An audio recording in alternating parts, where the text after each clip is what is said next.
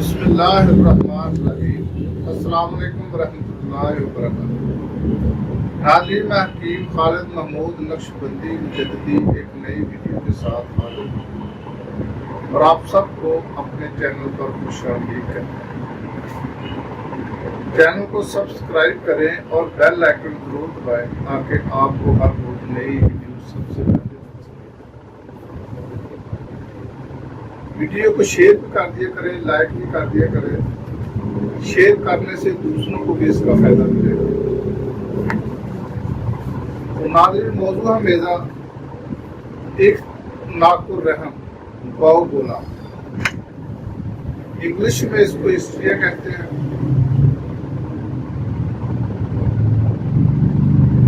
وَإِذَا مَرِضْتُ فَهُوَ يَشْفِينِ، جب بھی میں بیمار ہوتا ہوں وہی اللہ مجھے شفا دیتا ہے۔ دوائی لینے سے پہلے، کھانے سے پہلے یہ دعا ضرور پڑھ لیں تاکہ آپ کو اللہ کو یاد کرنے سے اس مرض میں اگر دوائی پہ بھروسہ رکھیں گے تو اتنا فائدہ نہیں ہوگا جتنا آپ اپنا بھروسہ رکھیں گے، تو اللہ تعالیٰ پھر اس دوائی میں شفا رکھ دے۔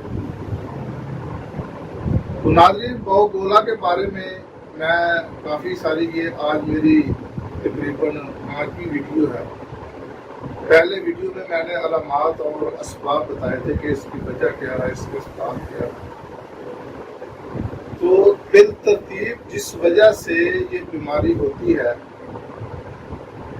اس کے مطابق، ہر وجہ کے مطابق میں ایک نسخہ ایک ویڈیو میں بتاتا ہوں۔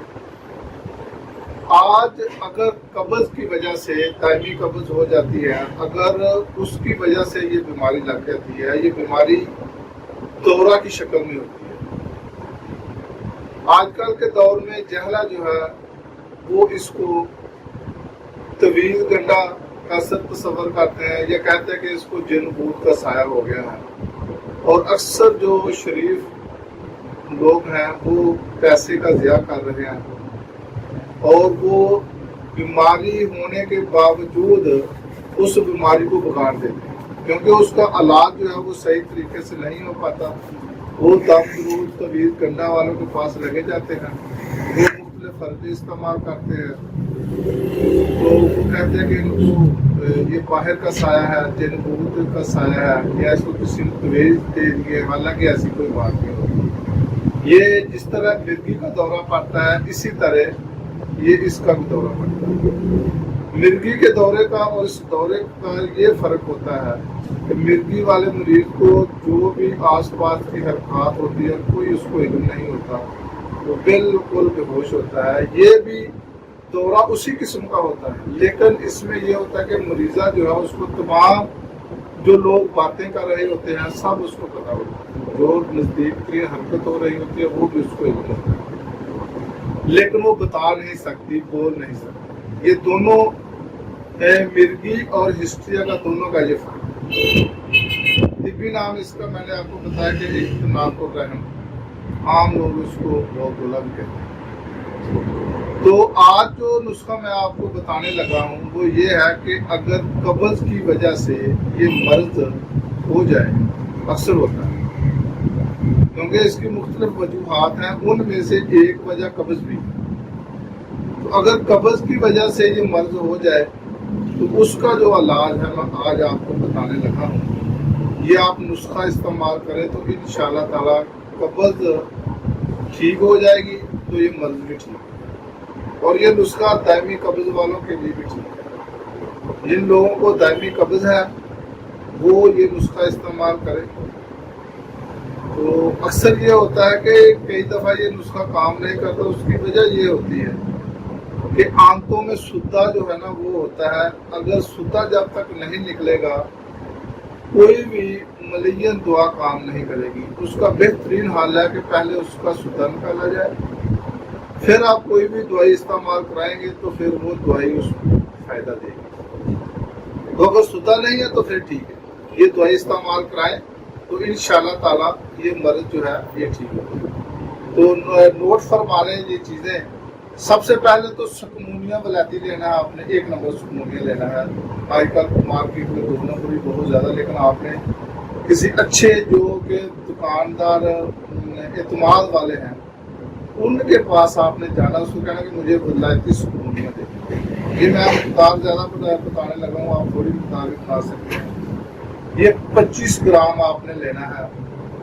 استخدوس یہ بھی 25 گرام لینا ہے۔ بادیان یہ بھی 25 گرام لینی ہے۔ ریون چینی یہ بھی 25 گرام۔ مستگی رومی یہ بھی 25 گرام۔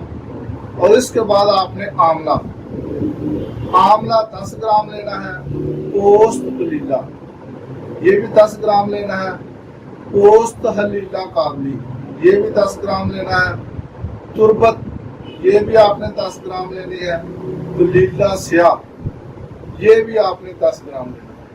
اس تمام ادویات کو باریک پیس لینا ہے اچھے طریقے سے۔ اس کو مکس کر کے آپ نے اس میں حسب ضرورت کیکر کی گوند شامل کر کے اس کے آپ نے کچھ بنانے ہیں، یہ گولیاں بنانے۔ گولی آپ نے جنگلی بیر کے برابر بنانی، جتنا جنگلی بیر ہوتا ہے نا اس سائز کی آپ نے بنانی ہے۔ عام جو چنے ہوتے ہیں ہم کہتے ہیں کہ چنے برابر گولی بنا لیں۔ چنا جو ہوتا ہے وہ ایک موٹا ہوتا ہے، ایک باریک ہوتا ہے۔ موٹا چنا جو ہے اور جو اس سے بڑا ہوتا ہے وہ ہوتا ہے جنگلی بیر۔ اس بیر کے برابر آپ نے گولی بنانی ہے اور اس کو سائے میں خشک کرنی ہے۔ ایک گولی صبح اور ایک گولی شام کو آپ نے استعمال کرنی ہے۔ تو اگر مزید نہ اس کی قبض جاتی رہے تو پھر 2 گولیاں بھی آپ استعمال کرا سکتے ہیں۔ یہ آپ استعمال کرائیں اور اس کو فوری جو فرسٹ ایڈ کے لیے جب دورہ پڑتا ہے تو اس کے لیے آپ نے کچھ خصوصی جو احتیاطی تدابیر ہے وہ آپ نے استعمال کرنی ہے۔ اس میں اکثر ایسا ہوتا ہے کہ جو کچھ لڑکیاں ایسی ہوتی ہے کہ جن کی شادی نہیں ہوتی، جس کو ہم طب میں باقرہ کہتے ہیں، کہ جو باقرہ اگر کوئی یہ دورے پڑتا ہے تو وہ شادی ہونے کے بعد وہ اکثر دورے جو ہے نا وہ ختم ہو جاتے ہیں۔ اگر یہ مرض جوان عورتوں کو ہو تو جو ہی اس عورت کی عمر جو ہے بڑھتی جاتی ہے تو وہ آہستہ آہستہ یہ مرض جو ہے نا وہ کم ہوتا جاتا ہے۔ تو عام حالت میں اگر یہ مسئلہ ہو جائے تو وہ دورہ پڑے تو فوراً آپ نے گلاب اور یوں کوڑا لینا ہے، وہ دونوں کو شامل کر کے یہ منہ اور سینہ پر اس کو چھڑک دیں تو اس سے بھی جو دورہ ہے نا وہ وقتی طور پہ ختم ہو جائے گا۔ اس سے جو مریضہ ہے وہ ہوش میں آ جائے گی۔ اور اس کے بعد جو گلے اور سینہ کا جو بند ہوتا ہے اس کو ڈھیلا کر کے جو سر کی سائڈ ہے وہ اونچی کر دیں اور پاؤں والی سائڈ جو ہے نا وہ نیچے کر دیں۔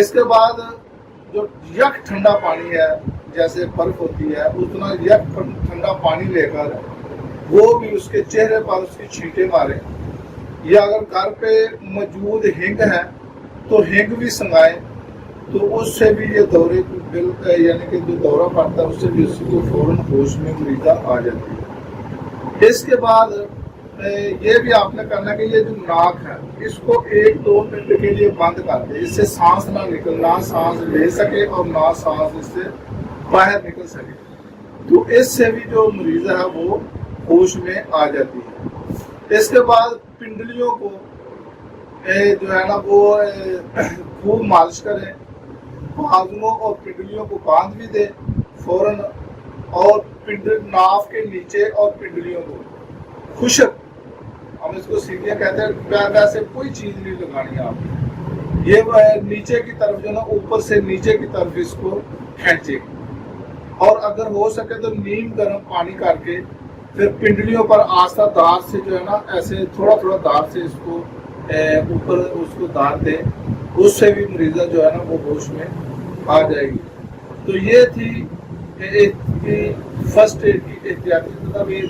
اگر قبض کی وجہ سے تو وہ میں نے آپ کو نسخہ بتا دیا ہے، تو انشاءاللہ تعالیٰ اس سے بہت زیادہ آپ کو فائدے ملیں گے۔ تو آگے بھی ویڈیو ہے انشاءاللہ، جتنی بھی اس کی وجوہات کی وجہ سے یہ مرض ہوتا ہے بالترتیب ساری ویڈیو دیکھیں، جو بھی کسی کو مرض اس کے مطابق آپ کا علاج کریں تو انشاءاللہ تعالیٰ یہ مرض ٹھیک ہوگا۔ اگر اسباب اور ہو، علاج آپ کوئی اور کٹ رہے تو پھر اس کا کوئی خاطر کا فائدہ نہیں ہوگا. تو میں آپ سے اجازت چاہتا ہوں. خدا حافظ. السلام علیکم ورحمۃ اللہ وبرکاتہ.